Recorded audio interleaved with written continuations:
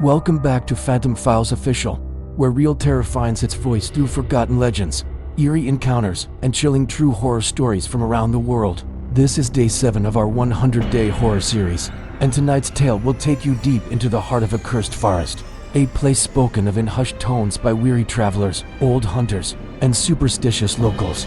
The story of Elden Hollow and the house that should never have been built. Elden Hollow was a dense, ancient woodland on the outskirts of a small, long-forgotten town, a stretch of endless trees so thick that sunlight barely reached the forest floor even at midday. For centuries, villagers claimed strange things lived beneath the canopy, ghostly figures, lights without source, and the sounds of weeping and laughter in the dead of night. No one dared venture too deep, and an old superstition held that anyone who crossed the line where the moss grew thickest would lose their way forever. But in 1921, an outsider named Victor Harlan arrived in the town, a wealthy recluse in search of solitude, and obsessed with tales of untouched places where the veil between worlds grew thin. Against the town elder's warnings, Victor purchased land deep within Elden Hollow and began constructing a home, a sprawling manor of blackened wood and tall, narrow windows that seemed to watch the surrounding trees. From the day construction began, things went wrong. Tools vanished, workers fell ill, structures built one day were found collapsed the next, and strange, childlike footprints appeared around the site each morning, though no children were ever seen. By the time the house was complete, not a single local man would set foot inside, claiming to hear something breathing just beneath the floorboards. Undeterred, Victor moved in, bringing with him a collection of rare books, occult relics, and a single servant, a mute groundskeeper named Emmett. For weeks, nothing was heard from them. Then came the lights, flickering blue flames seen between the trees, unnatural chanting in no known tongue, and an awful, bone-chilling toll of a bell that no one could find. The townsfolk avoided the woods, but hunters reported glimpses of Victor walking the grounds with a lantern at odd hours, muttering to himself. Rumors spread that he was attempting to contact the dead or open a door to something older. The house quickly gained a reputation. Livestock refused to graze near it. Travelers lost their way, and strange, hairless creatures were said to lurk just beyond sight, their eyes reflecting the lamplight. Then, on a storm-lashed night in October 1924, a desperate figure appeared at the town's edge. Emmett, soaked in blood and rain, eyes wide with unspeakable terror.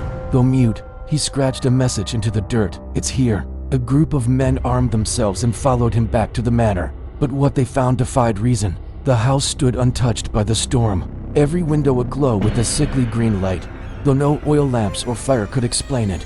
The air was thick, heavy with a scent of rot and something sweet. Inside, rooms seemed to stretch and twist, with impossible corners and staircases that led nowhere. At the center of it all was Victor, seated in a circle of black candles, chanting in a voice not his own, his eyes pitch black, the air vibrating with an unnatural hum. And in the corner of the room stood a figure, tall, thin, skin like old parchment stretched over bone. No face to speak of, but a maw where its mouth should be, opening and closing in time with Victor's chant. One by one, the men were overcome, driven mad, vanishing, or struck down by unseen forces. Only Emmett survived, dragging himself back to town, unable to speak. The same words scrawled repeatedly on his walls for the few days he remained alive. Beneath, the house was left to rot, but it never decayed.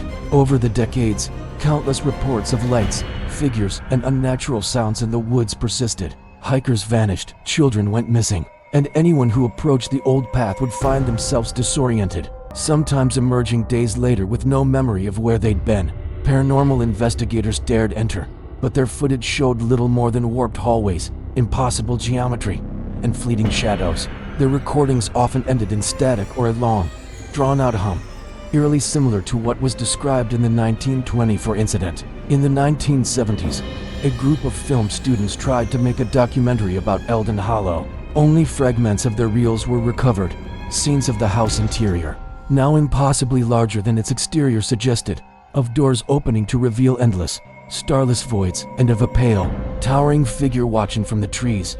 The most infamous fragment showed one of the students staring into a cracked mirror as something inhuman stood behind him, the reflection showing a world of writhing shapes instead of the room.